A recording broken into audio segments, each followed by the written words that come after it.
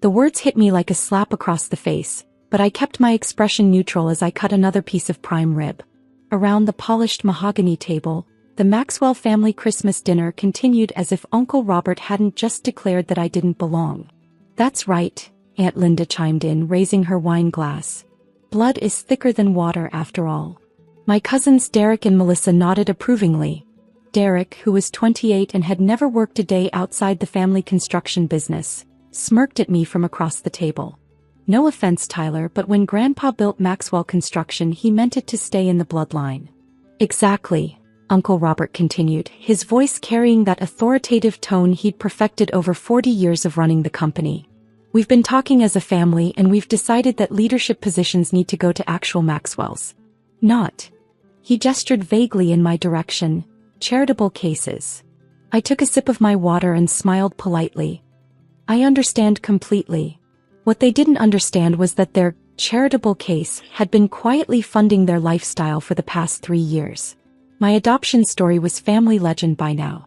When I was 7 years old, my parents died in a car accident, and my mother's sister, Aunt Margaret, had taken me in. Uncle Robert was Margaret's husband, and while Margaret had welcomed me with open arms, Robert had always made it clear that I was an obligation, not a son. "We're raising you out of duty to your mother," he told me more than once. "Don't forget that." I never forgot. How could I, when it was repeated at every family gathering, every holiday, every time I achieved something they didn't expect? When I graduated valedictorian from high school, well, we certainly invested enough in tutoring. When I got a full scholarship to MIT, lucky break. Probably helps being a minority case study. When I started my own tech company at 23, playing around with computers. He'll come back to reality soon enough. But I hadn't come back to reality. Instead, I'd built Meridian Technologies into a $2.8 billion enterprise specializing in construction management software and IoT solutions for smart buildings. Our clients included every major construction company in the state, and several international corporations, including Maxwell Construction. What Uncle Robert didn't know, what none of them knew, was that 3 years ago, when Maxwell Construction was on the verge of bankruptcy due to his disastrous expansion into the Florida market, a mysterious investor had swooped in to save the company. That investor was Meridian Capital, my investment arm. I'd pumped $50 million into Maxwell Construction through a web of holding companies and shell corporations, restructured their debt, and modernized their entire operation with my software systems. The company went from losing $12 million a year to making $18 million in profit. Uncle Robert took all the credit, of course. He told everyone that his brilliant leadership had turned the company around. He bought a new BMW, a vacation home in Aspen, and gave his wife and children generous bonuses for their hard work. None of them worked hard. Derek showed up late, left early, and spent most of his time on social media. Melissa had an MBA she'd never used and a title she'd never earned. And Uncle Robert? He spent most of his time on the golf course, letting the professional management team I'd quietly installed run the actual business. "Tyler's been awfully quiet," Aunt Linda observed, refilling her wine glass. "Cat got your tongue?" "Just enjoying the family conversation," I said. "Speaking of family," Uncle Robert said, "we've made some decisions about the company structure going forward." Here it comes, I thought. Derek is going to be taking over as VP of Operations next month. Melissa will become VP of Finance. And Linda is going to head up our new Human Resources department. Melissa beamed. "I'm so excited. Finally, a chance to use my MBA." "What about Tyler?" Aunt Margaret asked quietly. She was the only one at the table who'd ever truly treated me like family. Uncle Robert's expression hardened. "Tyler has his own interests. His computer business keeps him busy enough." "It's not just a computer business," Aunt Margaret said defensively.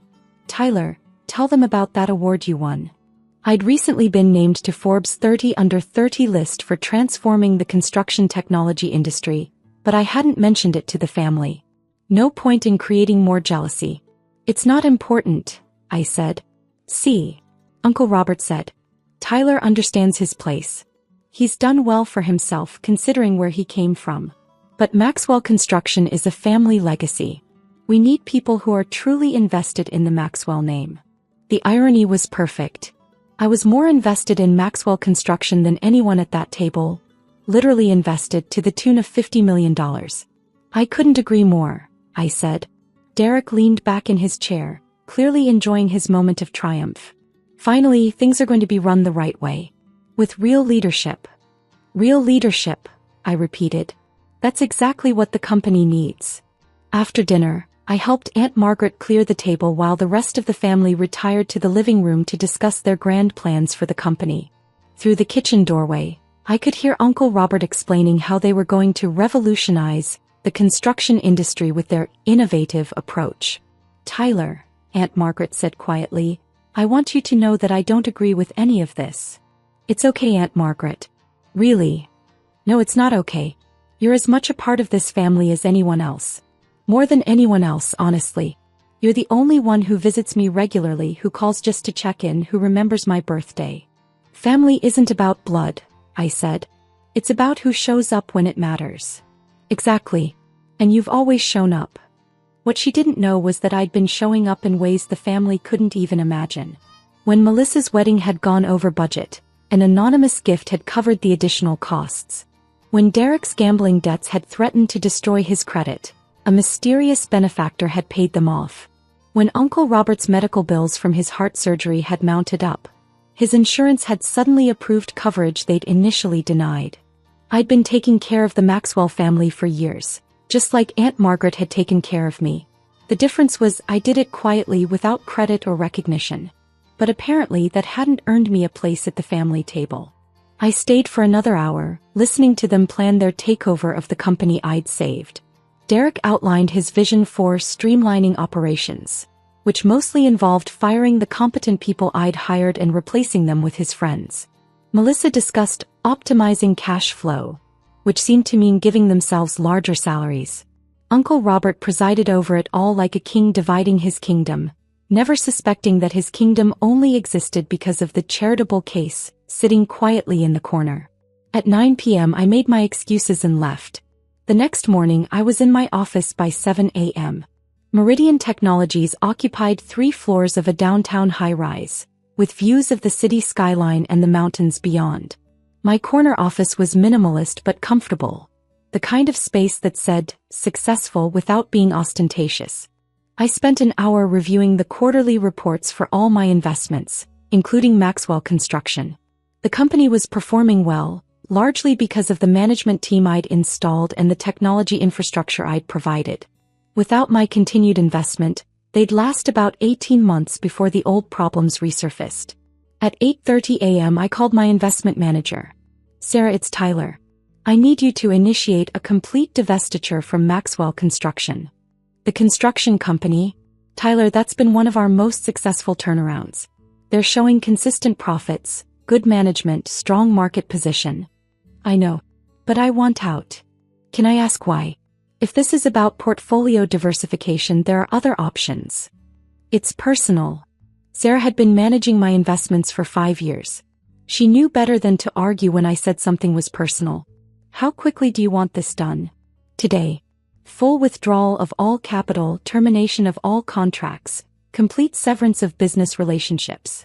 Tyler, that's $50 million in investments, plus ongoing contracts worth another $20 million annually. Are you sure about this? I'm sure. Hey. I'll need a few hours to structure this properly. The contracts have specific termination clauses, and we'll need to give them the required notice periods. How much notice? For the investment withdrawal, we can do it immediately. It's structured as callable debt. For the contracts, most have 30-day termination clauses. Do it. This is going to cause some serious disruption for them. I know. After I hung up, I sat back in my chair and looked out at the city. Somewhere out there, Uncle Robert was probably arriving at his office, ready to start his first day as the undisputed king of Maxwell Construction. Derek was probably planning his first streamlining meeting. Melissa was probably designing new business cards with her VP title. None of them had any idea that their kingdom was about to crumble. My phone rang at 10:15 a.m. Tyler, it's Sarah. I've initiated the withdrawal. Their bank should be notifying them within the hour. What about the contracts? Termination notices will be delivered by courier this afternoon. All technology support will cease in 30 days. All consulting agreements are terminated, and the software licenses will revert to limited basic functionality. And the management team? The executives we place there are employed through our consulting division. They'll be reassigned to other projects. Perfect. Tyler, I have to say this company is going to be in serious trouble without our support. Are you prepared for that? They wanted to run things themselves. Now they'll get their chance. My phone started ringing again at 11:30 a.m. Uncle Robert's number flashed on the screen. I let it go to voicemail. He called back immediately. Voicemail again. Then Derek called. Voicemail. Then Melissa. Voicemail. Then Aunt Linda. Voicemail. Finally Aunt Margaret called. Tyler, what's happening? Robert called me in a panic. He says their bank called about some loan being called in. I couldn't say, I replied honestly. He's saying something about $50 million? That's impossible, right? I mean, where would they even get that kind of loan? You'd have to ask him. Tyler, Robert wants to talk to you. He says it's urgent. I'm sure it is. Can you call him back? He's beside himself. I'll think about it. I didn't call him back. Instead, I went to lunch with a potential client, spent the afternoon reviewing proposals for new investments, and had dinner with Aunt Margaret at her favorite restaurant. She didn't mention the family business crisis, and neither did I. My phone had 17 missed calls by the time I got home. The next morning, Uncle Robert was waiting in my office lobby when I arrived at 7 a.m. Tyler. Thank God. We need to talk. He looked terrible. His usually perfect hair was disheveled, his expensive suit was wrinkled, and his face was pale with exhaustion. Uncle Robert. This is a surprise. Tyler, I need your help. Something terrible has happened. I led him to my office, noting how his eyes widened as he took in the scope of my business. The busy trading floor visible through glass walls, the expensive art, the panoramic city views. Tyler, I had no idea your business was. This place is. What can I do for you, Uncle Robert? He sat down heavily in the chair across from my desk. Our main investor has pulled out. $50 million gone. Just like that. And our technology contracts have been terminated. The software systems that run our entire operation, we're losing access in 30 days. That's terrible. It's worse than terrible. It's a disaster. Without that investment, we can't meet our obligations. Without the software, we can't manage our projects. The company is going to collapse. What do your lawyers say? They say the contracts were written to allow exactly this kind of termination. Whoever structured this deal was very smart. There's no legal recourse. I'm sorry to hear that. Uncle Robert leaned forward desperately. Tyler, I know we haven't always. I know I can be difficult sometimes. But you're family. We're family. And family helps family. Are we family? Of course we are. Because last Sunday you made it very clear that family business is only for real family. Not adopted kids like me. The color drained from his face. Tyler, I didn't mean. You said blood is thicker than water. You said the company should stay in the bloodline. I was wrong. I was completely wrong. Were you? Or are you just saying that because you need something from me? Uncle Robert was now sweating despite the air conditioning. Tyler, I'll be honest. We need help. Serious help. I don't know what kind of connections you have in your business, but if you could introduce us to some investors. Investors? Yes. Someone who might be willing to step in where this other company pulled out. I opened my laptop and pulled up the Meridian Capital website. You mean someone like this? I turned the screen so he could see it. Meridian Capital's homepage showed our portfolio, our investment strategy, and our recent successes, including Maxwell Construction. Uncle Robert squinted at the screen. Meridian Capital. Wait, that name sounds familiar. Shit. They were your mystery investor. You know them. I am them.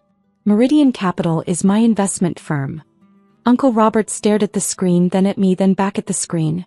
That's impossible. I own Meridian Technologies, which owns Meridian Capital, which invested $50 million in Maxwell Construction 3 years ago. You. Me. But that would mean. It means I saved your company.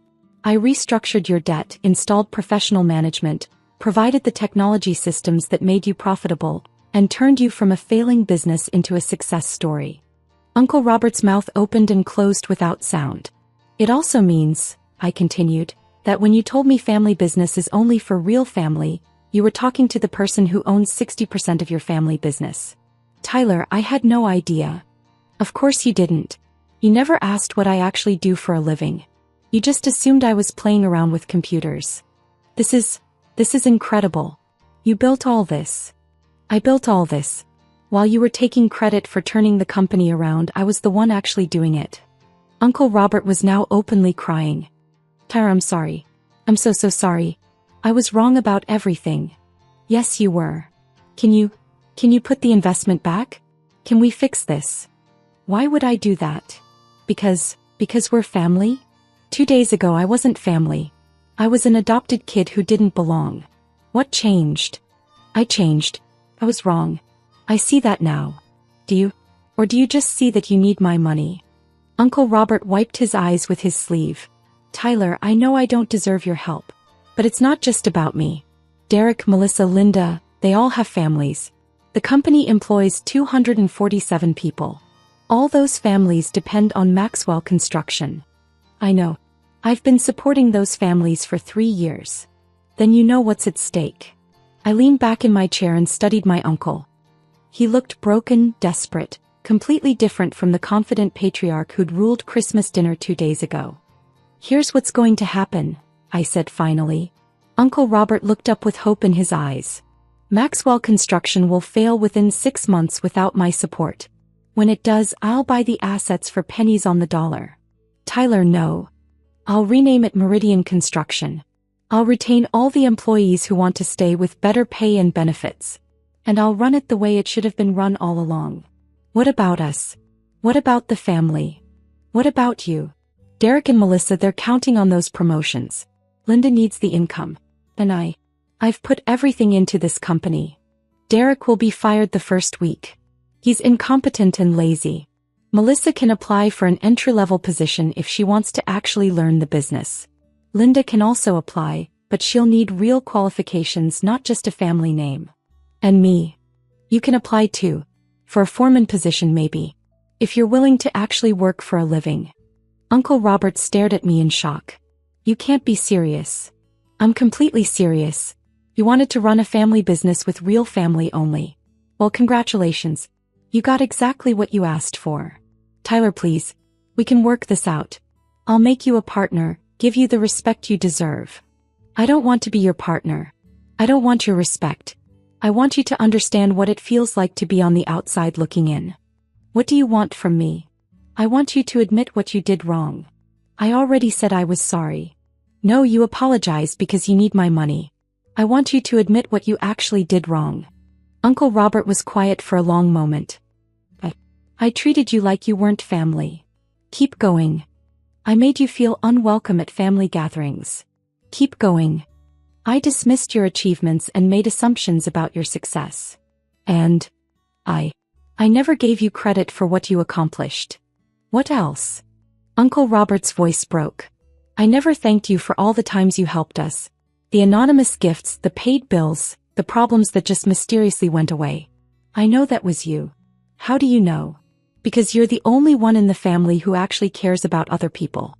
You're the only one who would help without taking credit. And I threw it all away because I was threatened by your success. I was jealous that the adopted kid had accomplished more than any of us.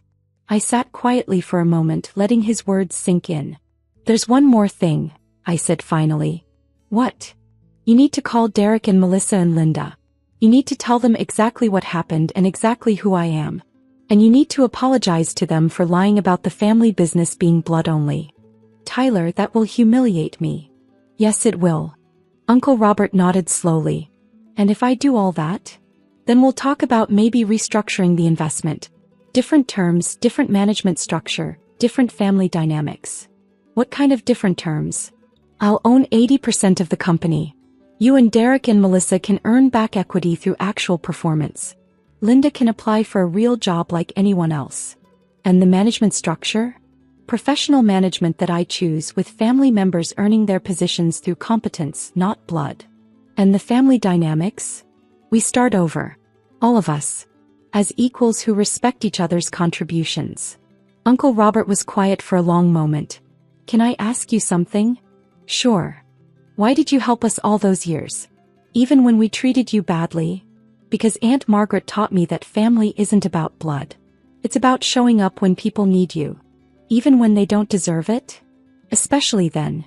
Uncle Robert stood up slowly. I'll make those phone calls. Good. Tyler. Yes. I'm proud of you. I should have said that years ago. I watched him walk toward the elevator, looking older and smaller than when he'd arrived. My phone was already ringing. Sarah, probably wanting to know if I'd lost my mind. But I hadn't lost my mind. I just learned something important about family. Sometimes the people who love you need to lose everything before they can see what they already had. And sometimes the adopted kid becomes the one who saves them all. 3 months later, Meridian Construction was profitable again, with Uncle Robert working as a project foreman and actually enjoying honest work for the first time in years. Derek had been fired as promised, but Melissa was thriving in an entry-level position where she was finally learning the business from the ground up. And every Sunday I had dinner with Aunt Margaret, who always saved me a seat at the family table. Because she'd always known that the most important thing about family isn't where you come from. It's who you choose to show up for again and again no matter what.